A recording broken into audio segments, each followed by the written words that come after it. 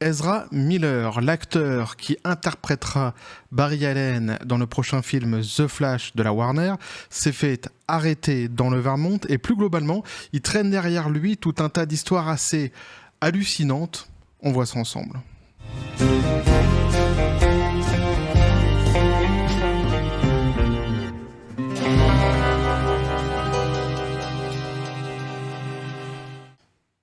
Et regardez-moi cette magnifique tasse que ma femme, je rigole parce qu'on a l'impression d'un début d'un télé-shopping que ma femme et mes enfants m'ont offert dernièrement. À chaque fois que j'ai une nouvelle tasse, je vous la montre.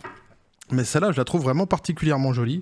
Je la trouve même magnifique pour boire mon café toujours en votre compagnie, évidemment. Donc, pour le coup, petit café, les copains. Donc Ezra Miller, il s'est fait arrêter dans le Vermont dernièrement. C'était un acteur, moi, de nom que je ne connaissais pas, mais évidemment, je suis pas très bon pour me souvenir des noms en règle générale. Mais par contre, en tant qu'acteur dans les films, oui, notamment dans c'était comment déjà Les Animaux Fantastiques. Évidemment, je me souvenais de lui, je le connaissais quoi. Et on a vu donc dernièrement qu'il s'est fait donc arrêter dans le Vermont, et je me suis intéressé du coup un petit peu plus au personnage pour savoir qui il était, parce que j'ai été alerté aussi par quelqu'un que je suis sur Twitter et qui me suit aussi, que j'apprécie particulièrement, qui avait mis un petit message en disant ceux qui font des vidéos sur YouTube, si vous voulez vous intéresser à un personnage, celui-ci est assez sulfureux. Un message à peu près comme ça. Et donc je me suis intéressé au personnage et effectivement c'est hallucinant en fait. C'est assez hallucinant, et surtout quand on voit que c'est un acteur donc de la Warner, et quand on sait ce qui s'est passé dernièrement avec Johnny Depp et donc qui s'était fait complètement évincer de tous les films Warner pour un hashtag. Là, quand on voit le personnage et ce qui traîne derrière lui, c'est vraiment... Je vous dis, j'ai pas d'autre mot que hallucinant. On ira à la fin pour voir exactement ce qui s'est passé dans le Vermont et pourquoi il s'est fait arrêter. Mais j'ai pris un autre article à côté. On va commencer par celui-là, un article un petit peu plus copieux qui fait un résumé du personnage. Mais franchement, en fait, rien que ce personnage-là, on peut en faire un film. Il est l'acteur de son propre film actuellement, le gars. Donc on nous dit abus sexuels, comportement sectaire et violence. Ezra Miller, l'interprète de The Flash, au cœur d'une spirale infernale. Donc c'est le jeune homme que vous voyez ici sur la photo. Pour ceux qui n'arrivaient pas à le situer par le prénom ou par le nom, comme moi à la base. Donc les dernières révélations de Business Insider, publiées le jeudi 4 août, pourrait bien précipiter la chute de la star de We Need to Talk About Kevin, embourbée dans de multiples scandales. Alors tout va bien à Flashland, s'est-elle enthousiasmée. La productrice Barbara Muschietti a en effet assuré dans un message Instagram adressé à un fan que le film The Flash sortirait comme prévu en salle le 21 juin 2023. Alors juste je fais une petite parenthèse qui n'a absolument rien à voir avec cette histoire-ci, mais que j'ai lu aussi dernièrement concernant DC, un DC on va dire grand rival de Marvel. Ils ont décidé de refaire d'une grande restructuration. Ils ont dit, alors je sais pas ce que ça veut dire exactement, ils se sont mis un plan sur 10 ans pour concurrencer Marvel, et ils parlent d'une restructuration justement à la Marvel. Alors vu ce qui se passe en ce moment aussi parfois avec Marvel, je sais pas si c'est une bonne chose de savoir cela, mais bon, pour ceux qui sont fans des DC, au moins maintenant vous le savez. Donc je reprends le cours de l'histoire, donc en salle donc, 21 juin 2023. Donc ce qu'a semblé donc confirmer David Zaslav, le président de Warner Bros, durant une conférence de presse organisée le jeudi 4 août. Le PDG s'est déclaré très enthousiaste à l'idée de dévoiler le long métrage au grand public, une nouvelle qui a stupéfait les adeptes de l'univers DC Comics. Depuis le début de l'année, Ezra Miller, l'interprète de The Flash, est en effet au cœur de multiples scandales. Vous allez voir, c'est vraiment un truc de dingue. Un comportement sectaire, donc, après plusieurs accusations d'agression, d'abus sexuels, de harcèlement et de manipulation psychologique, l'artiste non-binaire de 29 ans aurait même agi de manière sectaire durant un séjour en Islande, ont confié 2 femmes à Business Insider le jeudi 4 août. Alors, pour ceux qui débarquent, un non-binaire, il me semble, je fais peut-être une erreur, mais c'est quelqu'un qui ne se considère pas exclusivement homme et pas exclusivement femme non plus. Voilà. Alors le maintien de The Flash donc s'est révélé d'autant plus incompréhensible que le projet Batgirl, dont le tournage coûteux de 90 millions de dollars, 88 millions d'euros, été déjà achevé et la majorité du travail de post-production bouclé vient d'être soudainement abandonné par la Warner Bros. Alors ça, j'ai vu ça passer. Je vous avouerai que moi le film Batgirl m'intéresse mais alors pas du tout et donc c'est pour ça que je vous ai pas relayé l'information, mais c'est vrai que j'ai trouvé ça assez étrange. J'ai pas compris pourquoi en fait ils l'ont arrêté. Tout était prêt et visiblement il y a un truc qui n'allait pas. Mais quoi, je ne saurais vous dire. Ceux qui le savent dans les commentaires, n'hésitez pas à venir nous éclairer là-dessus parce que j'ai suivi ça de loin vu que le film ne m'intéresse pas. Donc on nous dit ici, donc le fait qu'ils annulent Batgirl mais prévoient toujours de sortir le film The Flash est pris pour qu'une personne n'ait lu un seul article sur Ezra Miller durant les 2 dernières années est un choix comme un autre, ironise Lassie Boger Milas, rien à voir avec le chien. Journaliste pour Sci-Fi Wire sur Twitter. Alors, une carrière en plein essor, né le 30 septembre 1992 dans le New Jersey, Ezra Miller demeura longtemps le personnage charismatique d'After School, je connais pas du tout After School, donc 2008, un film dans lequel il incarnait Robert, un adolescent torturé qui filme la mort de 2 étudiantes par overdose, et de We Need to Talk About Kevin, donc que je connais pas non plus, en 2011, donc un jeune psychopathe qui lui vaut une nomination au British Independent Film Awards avant de revêtir le costume donc de The Flash en 2016 dans Suicide Squad, et ce pour le plus grand bonheur des fans. Alors ce rôle, l'artiste l'a depuis endossé à plusieurs reprises, notamment dans Justice League 2017 qui remportait 657 millions de dollars au box-office. La carrière d'Ezra Miller, également à l'affiche de la saga Les Animaux Fantastiques, moi c'est là-dedans que je l'ai connu surtout, semble alors en plein essor et exemplaire. Tout juste évoque-t-on les poursuites judiciaires entamées à son encontre en 2011 pour possession de drogue. Les charges sont rapidement abandonnées jusqu'ici. Ça pétait pas 3 pattes à un connard. D'ailleurs, autre parenthèse, c'est assez marrant parce que c'est un acteur, moi c'est dans Les Animaux Fantastiques, c'est peut-être l'acteur que j'aime le moins. Je connaissais pas du tout le personnage avant, mais en tout cas en termes d'acteur, après c'est subjectif. Par exemple, moi j'adore Will Smith comme acteur et mon épouse le déteste. En tant qu'homme et en tant qu'acteur d'ailleurs. Donc c'est subjectif. Mais moi il m'a pas laissé un souvenir impérissable en tous les cas dans Les Animaux Fantastiques. Je regrette vraiment que Johnny Depp fut évincé justement des Animaux Fantastiques parce que je trouve que sans lui, l'acteur qui a repris, là c'est celui qui faisait aussi Hannibal dans la série Hannibal Lecter, et je trouve pareil, je me souviens plus de son nom. Je le trouve... J'avais déjà dit dans une autre vidéo, mais on a l'impression de voir un banquier en fait. J'arrive pas du tout je trouve qu'il colle pas du tout à son rôle. Mais encore une fois, c'est subjectif, ce n'est que mon avis. Donc, une agression en Islande, donc, durant près d'une décennie, donc l'enfant de Wyckoff, élevé par Martha, une mère danseuse, et Robert, un père éditeur, poursuit donc son ascension hollywoodienne. Il faudra attendre le mois d'avril 2020 pour que l'on entende à nouveau parler d'Ezra Miller. Aux prémices de la pandémie du Covid-19, une étrange vidéo, depuis supprimée, circule sur le web. On l'y voit étrangler une jeune femme avant de la pousser violemment au sol. Ça y est, alors là l'article il va dérouler. À partir de là, ça commence à devenir vraiment hallucinant. Tout le début, c'était vraiment le préambule pour vous présenter un petit peu le personnage. Là, ça commence à devenir assez cocasse. Donc on nous dit un incident qui se serait produit près de Pirkio Cafeus, un bar de Reykjavik, durant un séjour printanier en Islande. La protagoniste de cette séquence a depuis témoigné sous couvert d'anonymat dans les colonnes de Variety. Elle affirme avoir d'abord plaisanté avec l'artiste, se prétendant capable de la battre à main nue, une blague qu'Ezra Miller aurait accueillie avec le sourire. Après le départ de la cliente, une amie de cette dernière aurait cependant provoqué la vedette.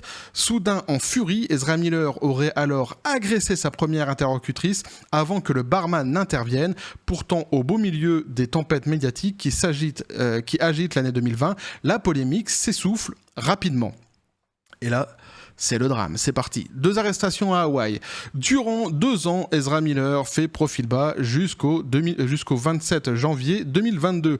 La star se fend alors d'une vidéo dans laquelle on l'entend proférer des menaces de mort à l'encontre des membres du Ku Klux Klan de Caroline du Nord. Là, j'ai presque envie de dire, c'est pas très grave. C'est pas très grave, c'est pas le truc le plus grave qu'il a fait. Évidemment, les menaces, tout ça, c'est jamais gentil, c'est jamais bien. Mais là, pour le coup, on va l'excuser.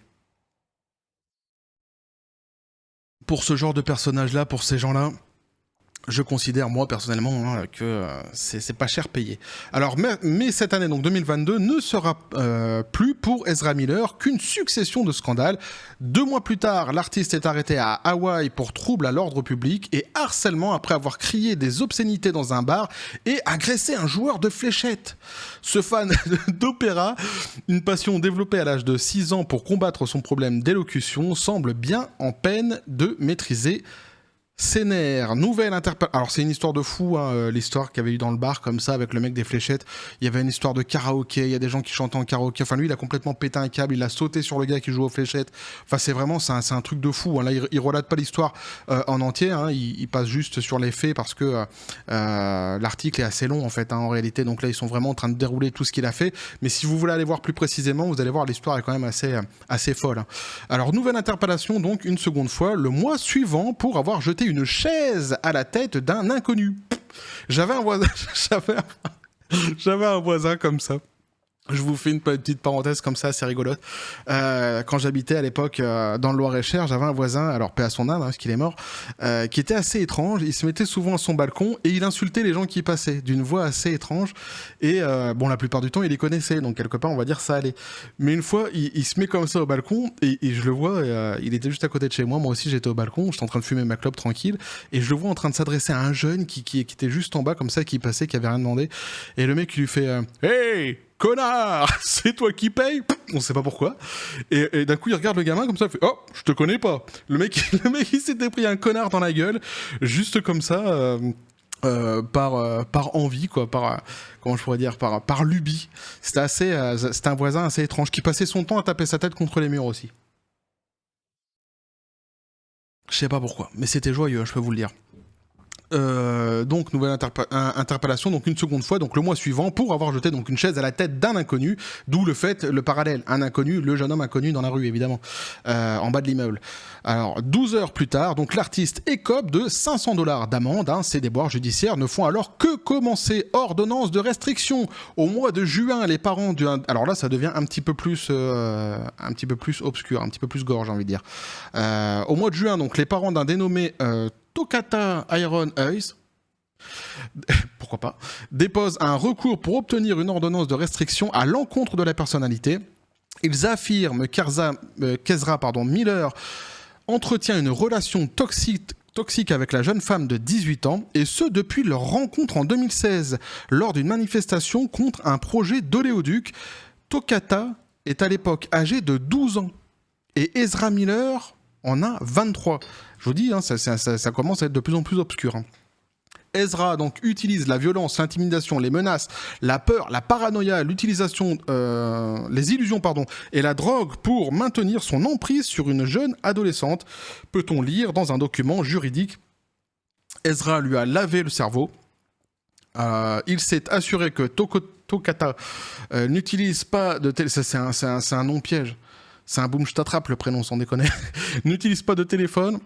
Surtout qu'en plus, en thaïlandais, il y a un mot qui se ressemble, c'est à peu près pareil pour dire poupée. Donc c'est pour ça que je me trompe quand je dis. Alors n'utilise pas donc de téléphone et a donné sa carte bancaire à l'un de ses employés. Si la jeune fille nie formellement ses propos dans les colonnes de TMZ, affirmant que cette histoire ne regarde personne et déplorant que la version de la victime en question ne soit pas prise en considération, ses parents obtiennent malgré tout l'ordonnance de restriction. Donc même si la victime reste encore du côté de Monsieur Miller pour le coup, les parents arrivent quand même à malgré tout avoir une ordonnance de restriction, donc c'est que la justice a jugé qu'il n'y avait pas rien. Surtout l'âge en fait qui est inquiétant. L'âge de la victime pour le coup. Hein.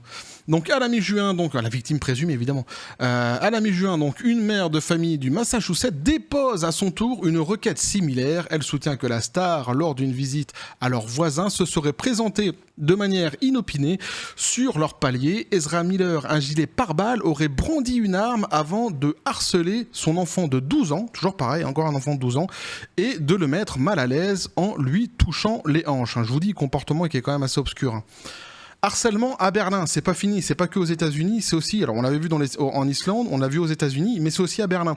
C'est pour ça que tout ça, c'est des accusations, c'est vrai, mais quand on regroupe un petit peu tous les faisceaux de présomption qui existent, c'est quand même assez étrange parce que ça se répète, c'est des scénarios qui se répètent et dans des pays différents. Donc bon.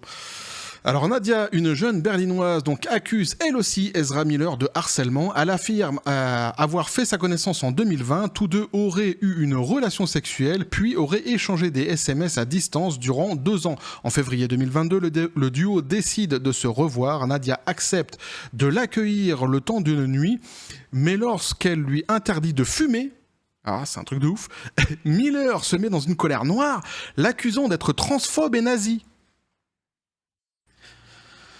Eh oui, parce que c'était les nazis qui interdisaient les gens de fumer, évidemment. C'est un truc de ouf. C'est pathétique, sans déconner. Alors, je ne me sentais pas du tout en sécurité, donc relatait-elle dans les colonnes de Variety fin juin. Une balle dans la bouche. À la même période, Rolling Stone révèle qu'Ezra Miller hébergé dans sa ferme du Vermont. Hein. Alors là, ça va coller avec la fin de l'histoire et l'arrestation donc qui a eu lieu récemment dans le Vermont. Hein. Alors depuis la mi-avril, donc il a une ferme là-bas. Depuis la mi-avril, donc une femme de 25 ans qui souhaitait échapper à son époux violent en compagnie de ses 3 enfants. Donc il les héberge. Hein.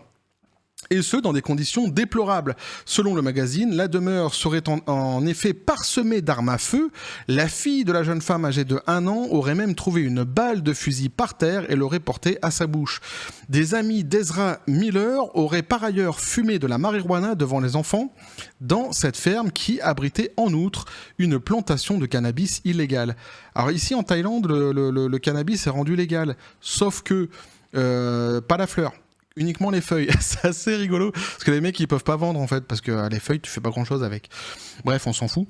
Donc la communauté, donc on nous dit en parallèle, les révélations continuent de pleuvoir concernant le séjour de la star à Reykjavik, donc en Islande. Hein. Ezra Miller aurait ainsi pris sous son aile une jeune addicte qu'il accuse aujourd'hui de manipulation psychologique au sein de leur chambre d'hôtel. Les je t'aime auraient rapidement laissé place au tu me dégoûtes, et ce pour des raisons aussi anodines qu'un mot mal traduit en espagnol. Alors là, par contre, ils ne nous disent pas c'est quoi le mot ou la phrase qui aurait été mal traduite en espagnol. Donc, du coup, pour le coup, on est un petit peu dans le El silencio loco. Voilà. On sait pas. Je ne sais pas ce qui s'est dit. Donc à cette période, donc l'artiste aurait également hébergé donc des amis dans son Airbnb de la capitale islandaise. 2 femmes témoignent d'un comportement sectaire. L'une d'entre elles aurait passé une journée dans la demeure en mars 2020. Elle se souvient de ces matelas étalés sur le sol et compare la maison à une communauté. Mais vous voyez, c'est quand même assez... Il y a des choses qui se répètent. On voit sur les âges des enfants, on voit sur les personnes qui sont en détresse, l'un qui est addict, l'autre qui essaye d'échapper à son mari qui est violent. Bon, c'est des comportements qui sont quand même assez étranges. Hein. Alors, pour le moins d'ailleurs, hein, il se dit donc frappé par la manière dont les invités semblaient envoûtés comme suspendus aux lèvres d'Ezra Miller et apparemment indifférents à ses sautes d'humeur. J'ai eu l'impression que tout le monde était hypnotisé, soutient-elle, décrivant plusieurs débordements émotionnels de la star. Ces révélations ne semblent pas pour autant avoir arrêté sa course hollywoodienne. Ezra Miller est annoncé à l'affiche du biopic Daliland sur le peintre espagnol et reste toujours l'interprète de The Flash jusqu'à nouvel ordre. Dali, c'est Salvatore Dali, donc il me semble que lui, truc assez dégueulasse, il collectionnait les cacas de ses invités. Il me semble, Salvatore Dali. Je dis peut-être une connerie, mais il me semble. Évidemment, information fondamentale à vérifier. Et donc, on arrive sur l'arrestation de monsieur Ezra Miller qui vient d'arriver là. On nous dit donc qu'un Ezra Miller fait face à de nouvelles accusations. La star de The Flash a été inculpée par la police de l'État du Vermont pour avoir volé de l'alcool à domicile d'un homme en mai dernier. Cambriolage en fait, tout simplement. Dans un communiqué publié lundi, la police précise avoir été alertée d'un cambriolage dans une maison de Stamford appartenant à Isaac B. Winokur, le bien nommé, vers 17h55 heure locale le 1er mai. Alors la police nous dit donc, les premières constatations ont indiqué que plusieurs bouteilles d'alcool ont été prises dans la résidence alors que les propriétaires n'étaient pas présents, a déclaré la police dans un communiqué. Après avoir visionné les vidéos de surveillance et pris des dépositions, la police a déclaré qu'elle avait un motif solide pour accuser Ezra Miller d'un délit de cambriolage dans un logement inoccupé. L'acteur a été convoqué pour une audience à la Cour supérieure du Vermont, division criminelle de Bennington, le 26 septembre prochain. Donc c'est un dossier quand même assez hallucinant, je vous l'avais dit. Voilà en tous les cas ce que je pouvais vous dire sur le personnage que moi à la base je ne connaissais pas vraiment. Je trouve que c'est un truc de fou. Je suis vraiment frappé par le fait que... alors je suis évidemment contre tout ce qui est cancel culture, et donc le fait de cancel quelqu'un pour des accusations, pour des choses qui n'ont pas encore été jugées, je trouve ça assez pathétique. C'est révélateur de notre époque, mais c'est assez pathétique. Mais en revanche, ceci étant dit, je trouve ça justement donc assez hallucinant en fait que le silence de Warner en fait. C'est-à-dire je trouve ça assez hallucinant les sanctions qu'a pu recevoir Johnny Depp pour des accusations qui se sont finalement trouvées infondées face au juge. Que le juge a jugé donc qu'il était innocent de ce dont on l'accusait. Alors que là, on a un personnage qui travaille aussi pour la Warner, qui lui a un dossier qui commence à être long comme le bras d'accusations et aujourd'hui de faits réels, puisqu'il a été... il s'est fait arrêter par la police du Vermont. Et visiblement, la Warner, c'est 2 poids 2 mesures. Il semblerait qu'il n'y ait pas le bon hashtag qui soit accolé au nom de ce jeune homme. Bref, voilà ce que je pouvais vous dire là-dessus les copains. N'hésitez pas à me dire ce que vous en pensez dans les commentaires de ce personnage et de l'acteur même en général, pourquoi pas. N'hésitez pas à vous abonner si le contenu vous a plu, à activer la petite cloche pour les prochaines notifications, les prochaines vidéos qui vont arriver. Vous avez mon Twitter et mon Facebook qui sont dans les descriptions des vidéos. Partagez la vidéo, balancez un like. N'hésitez pas. Sur ce, comme je le fais toujours, je vous dis à la John Spartan, paix et félicité. Et vraiment, dites-moi ce que vous en pensez en tant qu'acteur. Au-delà du personnage qu'on a vu assez sulfureux, mais vraiment en tant qu'acteur, ceux qui ont vu justement donc les films, les animaux fantastiques, je serais curieux d'avoir votre avis là-dessus. Moi, comme je l'ai dit, c'est l'acteur que j'aime c'est un des acteurs, parce que maintenant il y a aussi celui qui remplace Johnny Depp que je trouve vraiment mauvais dans son rôle, mais c'est un des acteurs que j'aime le moins, en tous les cas, dans ces films-ci. Bref. Et que la force soit avec vous.